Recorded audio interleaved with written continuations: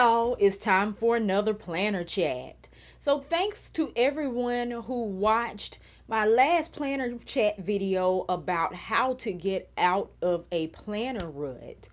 In talking with other people in the planner community, my planner buddies, first of all, you guys gave me some wonderful feedback, but I also thought about making this a series.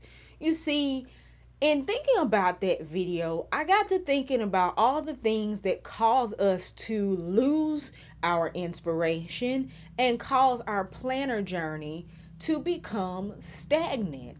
So, a few months ago, I did a video on 6 reasons your planner sucks and how to fix them. Today, for our planner chat, I want to deal with 7 reasons we fall out of love with our sticker collection. I know this might be a touchy topic for some, but it has to be dealt with. So let's dive right on in. Number 1, and these are in no particular order, is that you went out and bought whatever stickers everybody else was buying, or you bought what was on sale. So those of us who have been around the planner community for a little while know that there is a cycle of new releases of planners and planner accessories. As a matter of fact, we are in the middle of one of those peaks right now. Last week, we saw the Happy Planner in particular and several other brands releasing that fall end of the year type planner merchandise going into the first of the year. We'll see more stickers and stuff in March in these spring releases. Some at the top of the summer as well, dealing with our July start planners, as well as the 18-month July start planners. We'll see a big release in August for back to school, and then we'll be back here again in the fall with more new gotta have it stickers. And in this age of social media, you're gonna see all kinds of people displaying their goodies and wares, doing all kinds of flip throughs on their finds, and you're going to see them making some absolutely amazing spreads with these new stickers. And in real life, you're going to run out to the store and buy all of them. Not so fast. The thing about it is you go in the store and you see the book in person and you flip through them and you know there's only 2 or 3 pages in that sticker book that you really, really like, but you buy them anyway. And you end up with a book that has 2 pages of stickers you like and 18 pages of stickers that you want nothing to do with. Why do we do that, y'all? Or if you're like me, you love the clearance. So you go into whatever your local craft store, hobby store, and you go straight for the red tags, the pink tags, the blue tags, the orange tags. You go straight for the clearance and you scan and you say, oh, it's some stickers on sale. I have got to have these particular books because they're marked down to $2 or $3. True story. This happened to me in Michael's a couple of days ago. And you get them home and you have those stickers collecting dust up under your desk. And it's just like purchasing anything else on sale. If you buy the item on clearance and you don't use that item, you have still wasted money that could have been in your pocket. Albeit you didn't waste as much money as if you had paid full price, but you wasted some money. Let's just be honest about that. So you have to curate a sticker collection that you love if you intend to actually use the stickers. And you got to understand that what may work for one person may not work for you. If you have a particular color scheme that you like, somebody else might not like. One style may work for somebody else that doesn't work for you. For instance, if you're not a floral person, don't go out and buy all the florals. If you're not a pastel or a neutral person, don't go out and buy all the neutrals. It's really okay to govern your purchases around what it is you like. But as with all of these tips, I'm not preaching to you. I'm preaching to the choir over here too, because I have struggled with impulse purchasing all of these. Like, I think I counted the other day before I went to the clearance section in Michael's, like 6 of the Happy Planner floral books of different varieties, plus the floral mega book that I really want a second copy of. I went out and bought a couple more floral books since then. But I say that to say the ones I have been sitting on this rack for I don't know how long. So I have to discipline myself, as much as I want some new things out of the new release in that category. I don't have to be compelled to run out and go get those right now. I probably need to concentrate on using some of the ones I have. And, just really thinking about what it is I like. I have some books over here that I bought because I just wanted that particular book. And now I'm stuck with like 10 pages of coffee stickers. And I don't drink coffee. I don't even like the way coffee smells. But that's neither here nor there. I'm stuck with some things that I know I'm not going to use. Dolls, unpopular opinion. I think they're absolutely beautiful. They have come so far with the designs and the color tones and all of those things, but it's not my aesthetic. So as much as I want to support some different creators that specialize in that, I can't curate my entire collection around certain aesthetic elements that don't fit me. So really, rant over, moral of the story, don't impulse purchase your stickers. Number 2, the second reason why you don't love your sticker collection is because you don't know your sticker collection. This has more to do with the efficiency of your planning sessions than anything.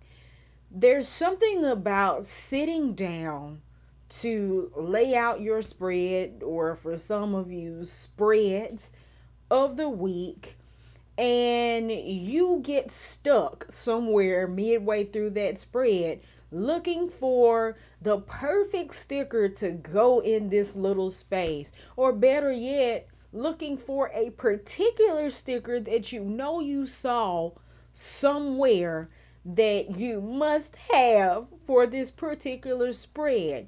And you turn up your entire planning area, or you turn up your entire stash looking for that needle in that haystack, and it frustrates you.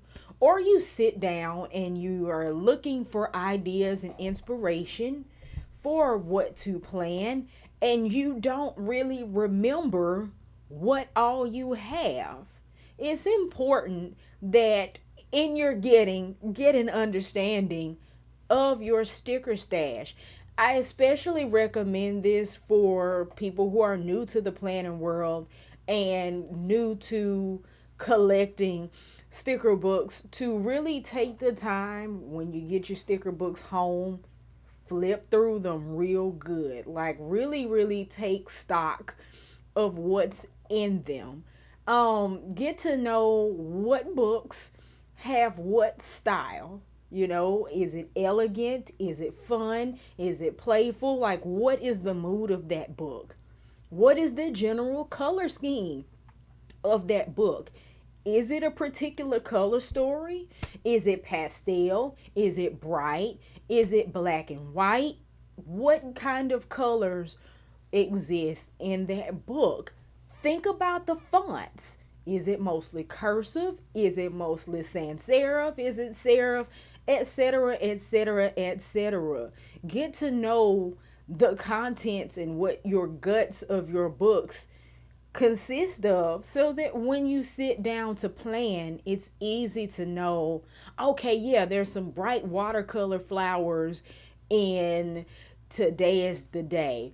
Ooh, there's some nice fall apples and stuff in the Fresh Start teacher book. Whatever the books that you have, or sheets that you have purchased, is much easier and more enjoyable in your planning process when you can go in and quickly make what you're visualizing a reality. The third reason you don't love your stickers anymore is because you're disorganized. more softly, or more specifically, just like you don't know your books, you don't know where your books are.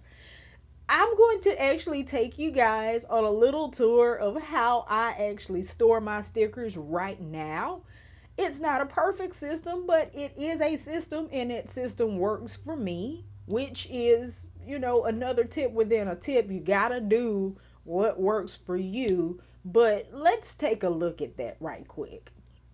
Okay, so as I mentioned, my sticker collection and how I store my stuff isn't terribly conventional, but it works for me. Okay, so when I first started my planner journey, I didn't have a whole lot of books. So I started with a box like this. Got this box from TJ Maxx or Home Goods. And what I like about it is that it's clear and I can see everything in it.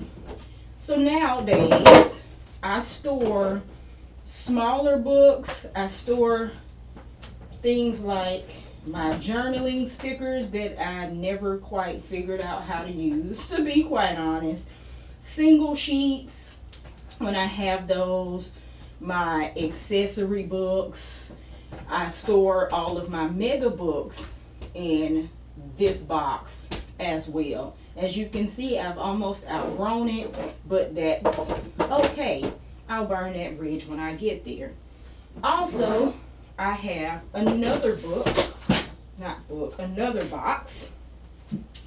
And in this box, I have some random washi, but more importantly, I store all of my little mini books in here as well. And one thing I wanted to show you guys with this is I like to group my stickers together as much as possible by type. What I was mentioning about being organized, and knowing your books and being able to have them handy to be more efficient. For instance, on one ring, I have all of my wrong books. On this ring, I have all of my basic mini books, the colorful boxes, black and white, brights. And then I have another ring that is mini books that are, for the most part, purely decorative. So, a little unorthodox, but again, there is a method to my madness, and when I go to plan, I know where everything is. So let's come over here to this corner of my office. Alright, so this is my tower storage. I got this particular storage tower from TJ Maxx or Home Goods as well. It's kind of the same principle as the 3-layer carts that I see a lot of people use, but I like this because it's tilted. So sometimes on a cart or a bookshelf or something like that, you can only see the tops of the books. You can only see the tops of the books when they are on the top row. But with this, The baskets are tilted and I can see the tops no matter what row I store my stickers on. So the way I have this grouped, actually, I have the stickers that I reach for most often, like my favorites, on the top row. The second row is my not so favorites but nice to have. And on this bottom row, I'm storing my duplicates and my basics. Like, hopefully you can see that. I took one of the Build Your Own sticker storage books and I grouped all of my copies of Colorful Boxes 1 together. And then I have, what else do I have on here? So I grouped all of my Colorful Boxes 1 together. There's also another one of Colorful Boxes and Shapes. I have my Mojo Jojo books, my rainbow boxes and my black boxes. And I'm also storing some of my stickers that go on, and I'm also storing stickers from non-HP brands that I reach for often on this rack. So that, my friends, is how I currently store my stickers. So the takeaway from that is just to make sure you have a good system in place that allows you to find what you're looking for easily, to cut down on the frustration in your planning process and make it more efficient and more enjoyable. Reason number 4, you don't love your stickers anymore, is that you are afraid to think outside the box, or more specifically, think outside the brand. So it doesn't really matter whether you use Happy Planner or Gold Mine & Cocoa or Agenda 52, whatever it is that you use in your sticker collection. Don't be afraid to branch out and try some new things, whether it is, just taking the plunge and getting a few sheets from somebody on Etsy or trying a book from a different brand. Don't be scared to do that. Now, granted, I know that whatever planner you're using, or if you're using a planner system that has stickers in that particular system, they're going to be sized and designed to fit whatever companion planner you're using. But it's okay to try new things, and it's going to feel a little bit weird starting out. It may even feel like sticker infidelity. But I promise you, your planner will forgive you, and you'll be back in its good graces in no time. Because what this does for you, first, it increases your creativity. It gives you new ideas. It stretches your imagination in terms of what can be used and how. And the other thing it does, it makes your planner world bigger. I know that within the planner community, there tends to be a lot of brand loyalty, especially to the bigger brands. And those that might use a particular brand of planner, they might be really loyal or lean toward having conversations and developing community with other people that use that system, right? But you have another set of people over here that use a different system, and they're congregating and they're having their community, and those communities never really meet or overlap. But stickers can be the Geneva Convention that bridges the gap. I don't know, the United Nations of stickers, whatever we want to call it. When you branch into other brands of accessories outside of the planner brand that you use, you can bridge that gap and begin to meet new people and have conversations internationally. I don't know. Do we have planner nations? Anyway, I digress. Don't be afraid to think outside the brand. Reason number 5 you don't love your sticker collection is that you don't have any basics. This may be controversial because how do we define basics? Remember, I just told you that you got to curate a collection of stickers that you love in order to make sure that you're going to use them. But I do have some suggestions. I did tape a video not long ago about my 5 favorite books at the time and the 5 books I thought everybody should have. But the main point I'm trying to make here, I'll still make some suggestions. If you are a person that, you got your appointments and stuff in your planner and you have no boxes, where are you going to put your stuff?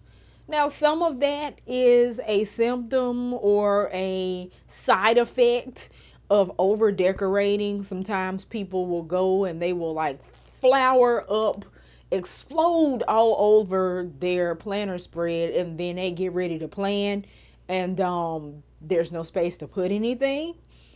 Did a video about that too.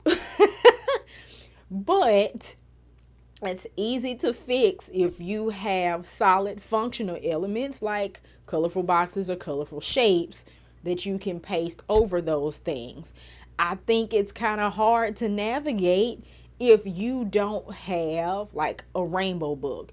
And we're talking mainly decorative planning in this sense, but a rainbow book, because you might get a book, that has let me think of one, a black, yellow, green, red, and pink color story, but you want to do an orange themed spread this month.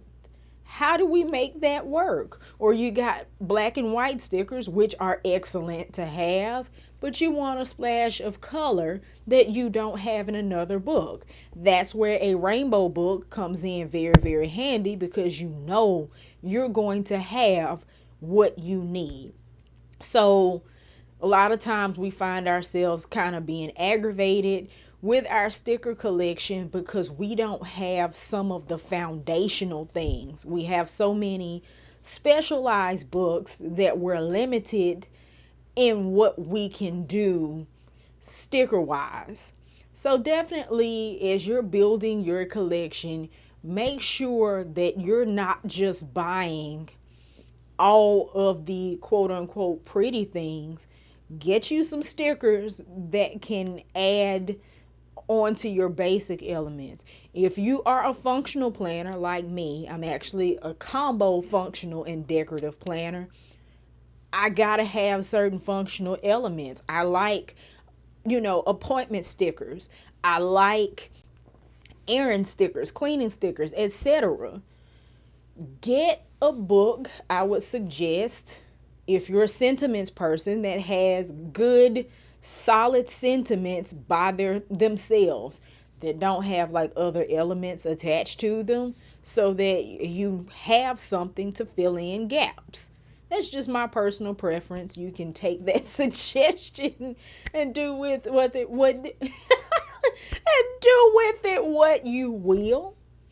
But I just say all of that to say you will enjoy your sticker collection a lot more if you have all of the functional components to get the spreads done that you want. The 6th reason you don't love your stickers anymore is because you're hoarding them. Now, I am totally guilty of this one. It's a byproduct of number 1. You go out and you buy all the things, or if you're like me, you don't just buy new stuff, you go and buy the books you really, really love, love in duplicate or triplicate, and you justify not using them by saying, one day, I might want to use this particular sticker in a spread, and if I use it now, it won't be there then. My response to you, yes, you said that the last time. The point I'm trying to make is that every time, something new comes out and you decide you want to buy it, you find a new first love. And then the next release comes along and you find a new love and a new love and a new love. And if use the old stickers, it's really okay, because I promise there's going to be something to replace it. I promise you. There will be something that you'll love as much, if not more. Now, my exception to that rule is today is the day. I have multiple copies of it and I have no regrets. But in all seriousness, hoarding your stickers will not make them better. Hoarding your stickers will not make you use them any better. It will not make your sticker collection more well-rounded. It will not improve your collection at all. One thing you can do to stop hoarding is to challenge yourself to go back and grab some of those old books that are collecting dust and challenge yourself to use them. When you do that, the old books kind of become new to you again. For instance, I did a spread last December. It's one of the favorite spreads I've ever done. I was in a Facebook group, and the challenge for that particular week, I think, was seeing green. And I'm looking through my collection, the stickers that I actually pay attention to, and I'm thinking, I can't find any green stickers. I don't have any green stickers. And then I remembered, the second book I ever bought that I stopped liking when I got new stickers has green stickers in it. And that became easily one of my top 5 favorite spreads that I've ever done. And now I have a new appreciation for that book and what it contains.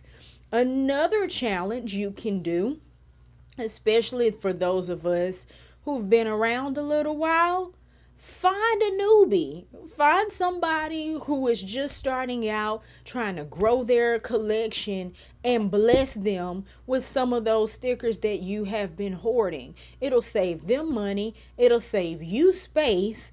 And the planner continuum will go around. I don't know. It goes back to that whole Planner United Nations idea. But I digress. There are always going to be stickers that you really, really love. It's okay to hold on to them, but if a sticker sits in a book and it never gets used, does that sticker really exist? Food for thought. Seriously though, y'all use up some of them old stickers.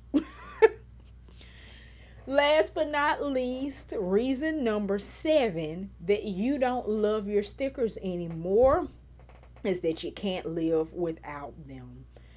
I'm a person, if you watch any of my Plan With Me's, yes, I use stickers, but I also incorporate other like mixed media type techniques into my planning.